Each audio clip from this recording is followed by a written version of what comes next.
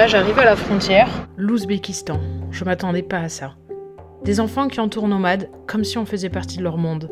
Et après des semaines seuls sur la route, des marchés remplis d'épices, un vrai voyage dans le temps sur la route de la soie. Et puis la réalité aussi. 36 degrés, la fatigue, des galères mécaniques, ou comment remplir un jerrycan de 12 litres avec un tuyau de camion-citerne. Bon courage, la douche assurée. Au milieu de tout ça, des retrouvailles, pas prévues, mais qui font vraiment chaud au cœur. Moi, c'est Perrine et j'ai tout quitté pour partir à l'aventure avec mon Nissan Patrol, Pat et mon Husky Nomade. Cap sur la Mongolie à travers l'Europe et l'Asie centrale. Aujourd'hui, c'est le jour 180 du voyage et on entre en Ouzbékistan, le berceau de la route de la soie. Ça y est, on va passer la frontière Ouzbékistan et le temps de me doucher, de faire de l'eau, Tout a été un peu très long, j'ai galéré à trouver de l'eau. Et donc là, j'arrive à la frontière. Il est 16h. J'espère que c'est pas trop tard. Il y a un peu d'attente. Il y a un peu de monde. Bon, la frontière, c'est le bordel total. Il y a la voiture devant qui se prépare. 15h30, on va voir combien de temps je reste ici. On est à la frontière Ouzbékistan. Ça fait une demi-heure qu'on est là. On n'a pas avancé d'un centimètre. Et il fait 35 degrés. Tout va bien. Vu que j'ai pas mangé depuis ce matin. Une banane, ça fera le repas. Ça avance. D'une voiture. On a avancé d'au moins 3 voitures. Amazing. Bon, en même temps, passer une frontière à 16h de l'après-midi, c'est pas fut-fut, hein. On fait comme on peut. C'est assez marrant parce que la voiture devant, elle a l'air de charger des sacs sur le toit. Et là maintenant, elle charge des vélos. J'ai quand même l'impression qu'en fait, ils passent des affaires pour des gens. Si vous vous demandez comment ça se passe dans la vie d'un chien, voilà, nomade. Pendant que c'est la cohue pour le passage de la frontière. Lui, il vit sa best life. Il fait quand même 36 degrés. Bon, on a réussi nos premiers ports d'Ouzbékistan. C'était une mission pas possible de passer cette frontière. 5 heures, j'ai mis. Il y a une ambiance dans cette frontière. Il y a tout le monde qui attend sur le bord comme ça. Je suis rentrée à 3h30, il est 8h30, je viens de passer. Donc ça fait quand même un sacré bout de temps dans cette frontière Kazakhstan-Ouzbékistan. Mais ça y est, je suis rentrée et j'ai fait l'assurance, le téléphone et je vais prendre à manger. Ça coûte 1 euro la brochette. Je pense que pour le pays c'est sûrement cher, mais c'est pratique à manger à 20h30 déjà. Il faut que je trouve un endroit pour dormir, ça va être sympathique. Merci l'application iOverlander, j'ai trouvé une petite pépite, un parc en plein milieu de la capitale. Me voilà à Tashkent et je voulais visiter le marché de Korçu, mais avec les températures, je peux pas laisser nomade trop longtemps. Alors je pars tôt, il est 8h. Korçu, c'est un des plus vieux marchés d'Asie centrale. Pendant des siècles, c'était une étape pour la route de la soie. Marchands, voyageurs, caravanes, tout passait par ici. Et en fait, même le bâtiment que je vois aujourd'hui, ce grand dôme bleu, il date de l'époque soviétique. C'est un mélange un peu étrange entre l'histoire ancienne et héritage plus récent. Aujourd'hui, ça a changé, mais au fond, pas tant que ça. On échange toujours, on négocie un peu aussi. Ça sent les épices, le pain chaud. Mais en vrai, le plus dur, c'est de ne rien acheter. Parce qu'en vrai, j'ai plus de place en pâte. Il y a de la viande de partout, et en vrai, c'est hyper compliqué. En fait, j'arrive pas à trouver la différence entre le bœuf et le cheval. Il y a plein de chevaux ici. Je suis en train de me balader dans le marché de Korçu, c'est magnifique. Il fait juste tellement chaud. Il est 10h, je transpire déjà. Dans les cuisines d'une boulangerie.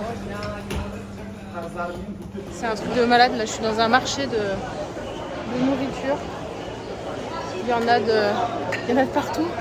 Franchement, je sais pas où donner la tête. Il y en a derrière moi. J'ai testé une petite spécialité locale. On va voir ce que ça donne.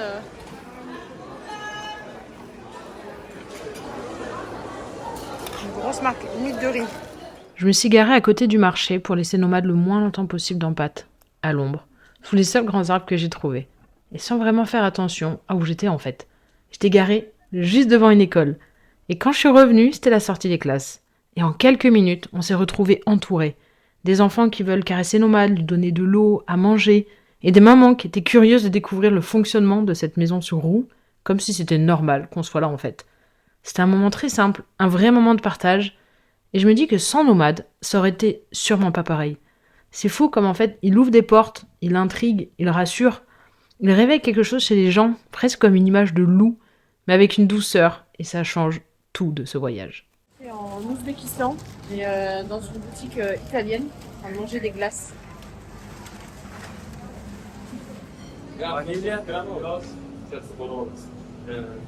Il fait 37 degrés. Je rêve d'une glace depuis ce matin. Je pense que c'est le meilleur moment de la journée. Deuxième journée à Tachkent. Je me balade dans la ville encore une fois à la fraîche. Il est 8h30. Il fait déjà 25-30 degrés, ça cogne. Je pense que je vais me faire un gros plaisir avec un petit déj européen. J'en ai pas fait un seul depuis le départ. Enfin, si, en Grèce. Ah, quoique. Si, sûrement. En Turquie aussi, peut-être. Bref, j'en ai pas fait depuis très longtemps, là. Et c'est vrai que là, d'être en Ouzbékistan et de pouvoir faire un petit brunch à l'européenne, ça va être cool, je pense. Et surtout, boire un très bon café. Je vais essayer d'aller rejoindre les copains Casquette Basket. Si vous avez suivi Fred et Caro, c'est avec qui j'ai voyagé en Russie, qui voyage en vélo et qu'on a pris avec nous en voiture en transit en Russie. Et là, pur hasard, on se retrouve exactement en même temps sur Tachkent pendant un jour. Ils sont arrivés hier soir, ils repartent demain. Moi, je repars aujourd'hui. On va essayer de se faire un bon petit café. En fait, Tachkent, qui est la capitale de l'Ouzbékistan, quand ça faisait partie en fait de la Russie, il y a, je sais plus, au moins une quarantaine d'années, facile, je crois. C'était la troisième ville à vivre en fait. Il y avait Moscou, Saint-Pétersbourg et Tachkent. Enfin, c'est high-tech, c'est hype comme ville et en même temps c'est très traditionnel. Par exemple, à côté de moi, j'ai un aréna. On s'attend pas à voir ça. Perdu où je suis là, il y a une trentaine d'années, il y a eu un énorme tremblement de terre ici qui a été catastrophique, qui a tué des milliers de personnes, qui a tout détruit. Il y a eu un énorme élan de solidarité. Plein de, notamment des Russes, sont venus donner un coup de main et reconstruire la ville. En 3 ans, elle a été complètement reconstruite, donc avec des... fait qu'il y a des bâtiments très neufs, un style assez soviétique. Donc c'est vraiment voilà, un mélange de culture, de tradition et en même temps de modernité. C'est assez bizarre de voir tout ça et en même temps, il paraît qu'il y a le métro ici, 3 trams de métro et une vingtaine d'arrêts, donc c'est quand même beaucoup. Et pendant plusieurs années, en fait, c'était interdit de filmer dans le métro parce que c'était utilisé aussi comme zone anti-atomique, donc c'était quelque chose d'assez protégé. Et donc là, depuis peu, on peut refilmer dedans. Donc j'aimerais bien aller faire un petit tour dans un de ces métros, il paraît que c'est des vrais musées. Qui c'est que j'ai retrouvé? Caro, ma copilote de Russie. À chaque fois on y arrive. On arrive à se retrouver. Ouais, dans un pays, on appelle si, Géorgie, Russie, Kazakh, Ouzbek.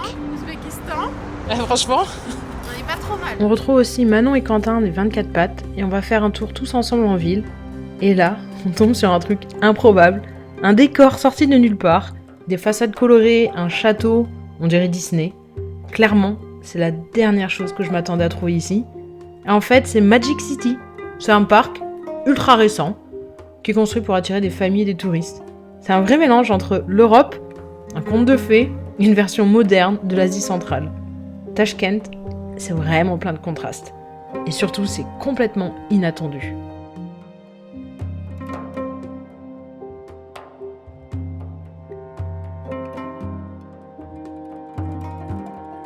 Et parce que j'en ai vraiment pas eu assez de cette ville, le lendemain, je retourne avec Manon et Quentin au marché. Mais cette fois-ci, la mission, c'est de trouver des habits en cachemire.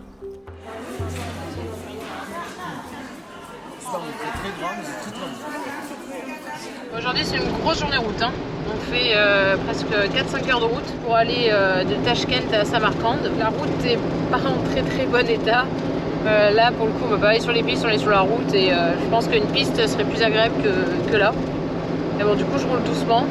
Je vais vous montrer un petit peu, là, c'est la vision qu'on a. Commencer la route. Bon, je suis arrêtée en plein milieu de la route. J'ai ma pompette à gasoil qui s'est littéralement éclatée.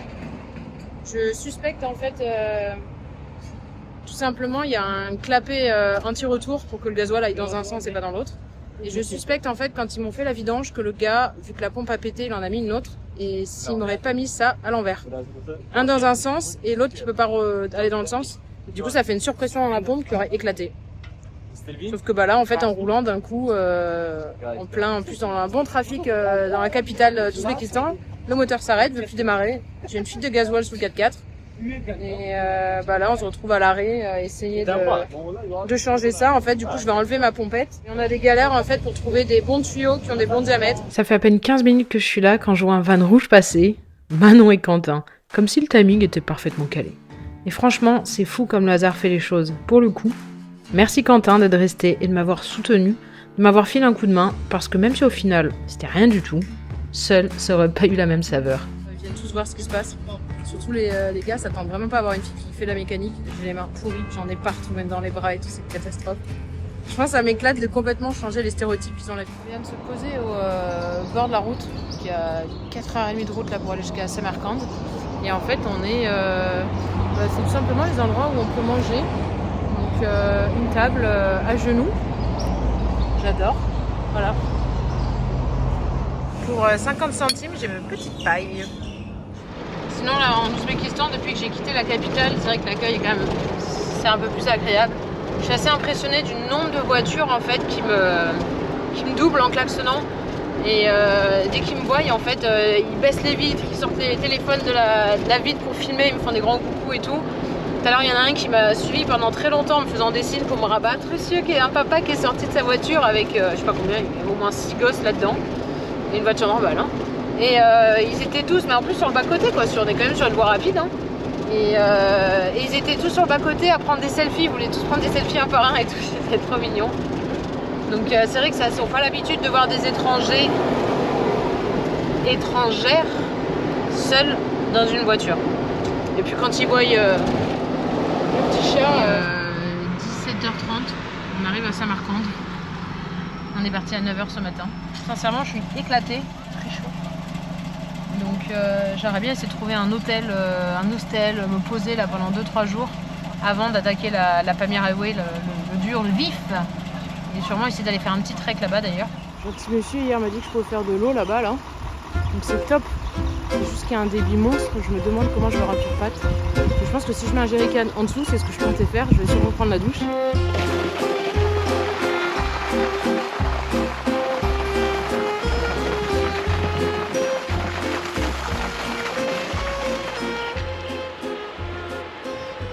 Il est 8h et je pars faire un tour dans Samarcande. Je vais laisser Pat avec mon petit chouchou, je l'ai laissé à l'ombre.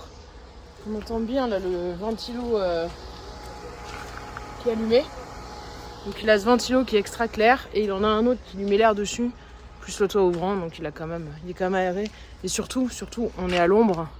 On est à l'ombre des arbres pendant un petit moment. 28 degrés aujourd'hui encore, 30. C'est quand même plus frais que 37. Très fan de le laisser quand même au chaud. Donc je vais faire un petit tour rapide et tôt dans Samarcande. C'est vrai que voyager avec un chien, on n'y pense pas, mais ce genre de choses, et ne pas aller me balader dans la ville pour lui, et la priorité c'est lui quoi, donc c'est mon compagnon de voyage.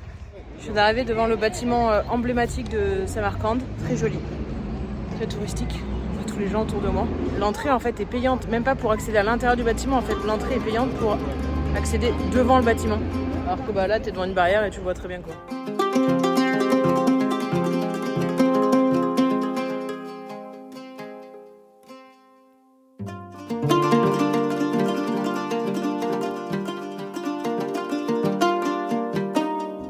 Un peu en retrait pour regarder, j'aime bien regarder la scène un peu de l'eau, plus loin. Ça m'éclate de voir le ballet incessant qui s'habille en tenue traditionnelle. Franchement, ça m'éclate. Il y a une scène de vie avec tout un écosystème qui tourne. C'est assez marrant. Bon, j'avoue personnellement, je raffole un petit peu moins du plat d'oignon. C'est assez marrant parce qu'en fait, je suis dans une petite pièce fermée. C'est original. T'as l'impression d'être dans une pièce VIP. J'ai pris des menti. C'est comme des raviolis, je crois. Ça coûte 2010 centimes le ravioli, je crois. C'est hyper bon. Avec leur pain. Ça, c'est le pain local. Ici, il est marrant.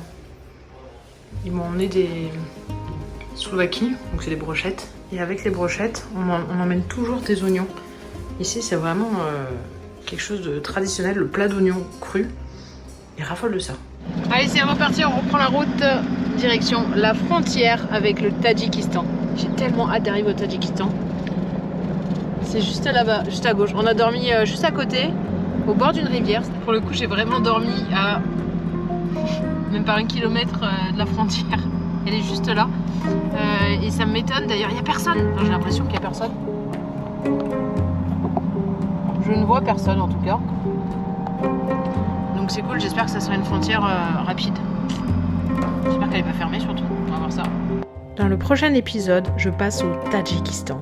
Et accroche-toi, des paysages complètement dingues, avec des rencontres inattendues, des galères, du vrai off-road et des défis mécaniques.